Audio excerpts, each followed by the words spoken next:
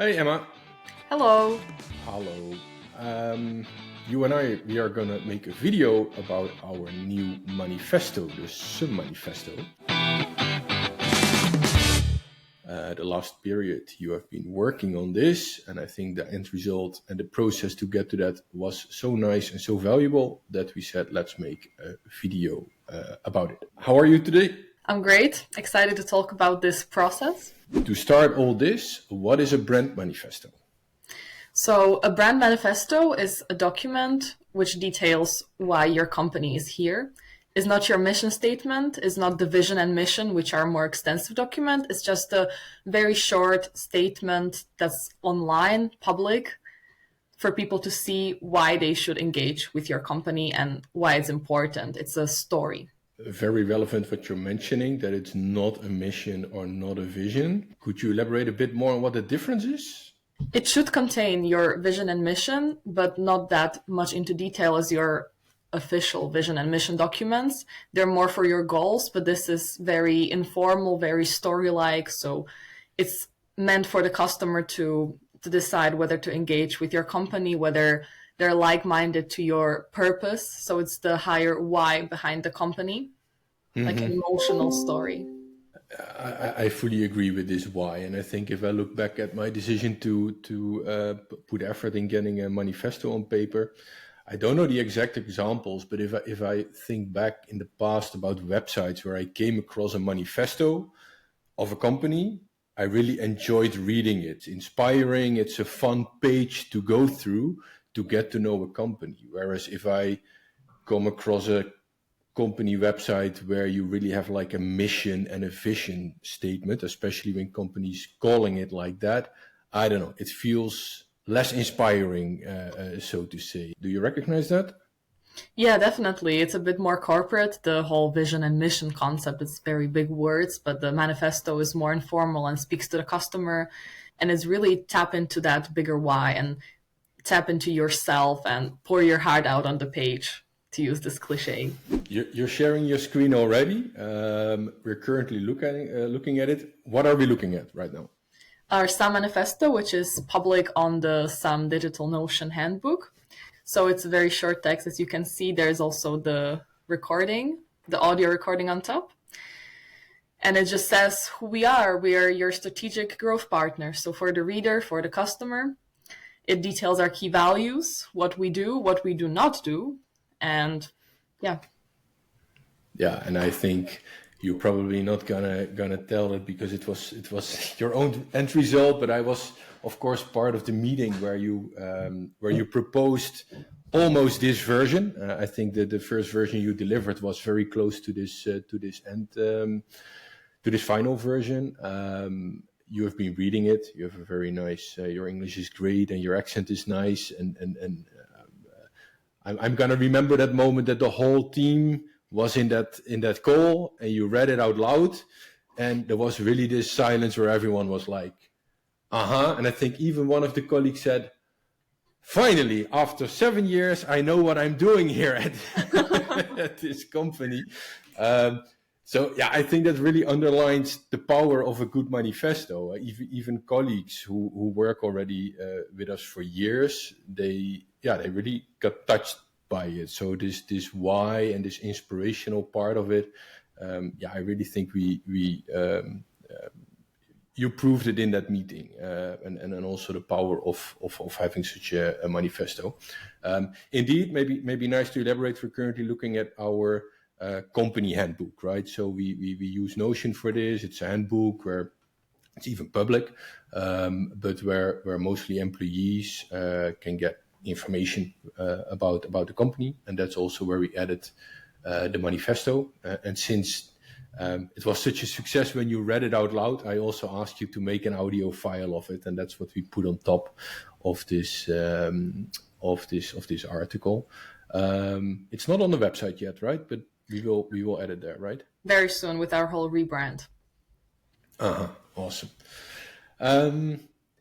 So this is the end result. People can read it for themselves. Let's dive a little bit into So I already explained a bit why I thought, or why I came to the point that I decided, like, let's work on this. Let's get a manifesto on paper. That as a starting point. Can you explain a bit how the process went to get this on paper? How did it go? Yes, I can share another document that we internally distributed. So first we did some research on what is the manifesto and some examples, as you can see, Nike and Apple, and then the process itself. So first we had to identify the why, then to write the manifesto and to describe how the brand's purpose would improve people's lives. So our brainstorming revolved around what are we focused on, what do we want to deliver, are we an agency, are we a growth partner, what is important to us. And the next steps were interviews with key people in the company. And the questions were like, if you had to say what SUM does in one sentence, what would you say? So it's highly subjective. What is SUM for you? How do we want our clients to feel? What emotions do we want to evoke? So these questions, which are not really easy, but by getting everyone's input on the team, or most of the team's input, we were able to bridge these commonalities and find some answers that we incorporated in the version 1. So this is very rough text after I analyzed the interviews of the 10 people. So I wrote down this, and then version 2, which is just bullet points and for readability and copy optimizing. And how was it to do this? Because I have my own, for sure, wishful thinking on how I hope employees experience working with us. Of course, I could ask, but then it's always like, okay, what? It really helped me to let you do these interviews and get a broad view or perspective and understanding on how everyone answers these questions. But again, as you just said, they weren't the easiest questions. So can you explain a little bit how that went in the interviews? Was it hard for them? Was there a big variety in answers? How did that go? I think it was freeing that it was just the two of us. So like you were not there. They were not pressured to answer like a correct answer, but some of them still did feel pressure to elaborate like the correct values, which we as a company establish, but it's not what this is about. It's just the subjective values. So I think everyone did their best, but it was hard to just brainstorm. And some of the answers had really common, like underline, like, what is SUM? Is my playground, is my place where I can feel safe to realize my professional and personal growth. So this is, I think you should be proud of that. And I did incorporate that in the final manifesto. Yeah, and as I said earlier, somehow you managed to get a first version on paper where, basically, but we went straight into the details, into the wording, right? So the whole team felt it was right. Did that mean that in those interviews there was a lot of overlap in these answers? Because yes. I can imagine the answers would have been like very different. It would have been more difficult. So was it easy, hard for you to get that first version on paper just from the answers you got from these interviews? Very easy. It emerged naturally, despite the differences, like from sales perspective, from marketing, from creative team. Of course, there were some differences, but the essence stayed the same. So this is like directly what someone said. We're an ear that listens, gives advice, and executes. And then the HubSpot CRM. So this is more technical.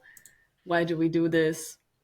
And we believe that your business needs to be seen by more people. Also, someone said this, so I was able to directly use snippets from people's interviews. So they did the job for me. It was not that difficult.